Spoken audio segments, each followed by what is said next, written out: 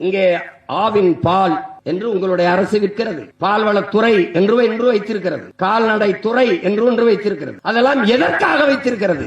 ஆவே இல்லாத, மாடுகளே இல்லாத மாட்டுப்பாலை எப்படி உங்களால் மக்களிடத்தில் ஏமாற்றி விற்க முடிகிறது? எப்படி விற்க முடிகிறது? கால்நடை துறை என்று வைத்திருக்கிறார்கள். அதற்கு வேற என்ன?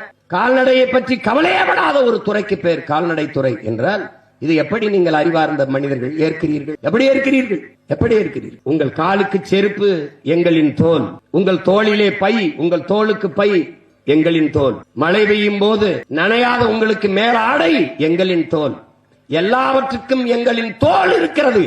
எங்களுக்கு சாப்பிட ஒருபடி வைக்கோல் இருக்கிறதா? அதை பற்றி நீங்கள் இன்றைக்காவது கவலைப்பட்டது உண்டா மனிதர்களே? இதெல்லாம் நான் பேசல, என் முன்னாடி நிற்கிறவர்களுடைய மனக்குரலை உங்கள் முன்னால் நான் எடுத்து வைக்கிறேன். பிரேசில்ங்கிற ஒரு நாடு 2 கோடி ஹெக்டேரில் மேய்ச்சல் நிலம் வைத்திருக்கிறது. நியூசிலாந்து 25 லட்சம் ஹெக்டேர் மேய்ச்சல் நிலங்களை வைத்திருக்கு. ஆஸ்திரேலியா 3.5 கோடி ஹெக்டேர் விளைநிலங்களை வைத்திருக்கிறது. கென்யா ஒரு சின்ன நாடு 1 கோடி ஹெக்டேர் விளைநிலங்களை வைத்திருக்கிறது, மேய்ச்சல் நிலங்களை வைத்திருக்கிறது. இந்தியா 1.7 கோடி ஹெக்டேர் மேய்ச்சல் நிலங்களை வைத்திருக்கிறது என்று விவரங்கள் சொல்லும். அதிலே தமிழ்நாடு 12 லட்சம் ஹெக்டேர் விளை மேய்ச்சல் நிலங்களை வைத்திருக்கிறது என்று சொல்லுகிறார். வளர்ச்சி அடைய மக்களுக்கு வழிகாட்டுவதே மக்கள் நீதி மையத்தின் முதன்மை பணி.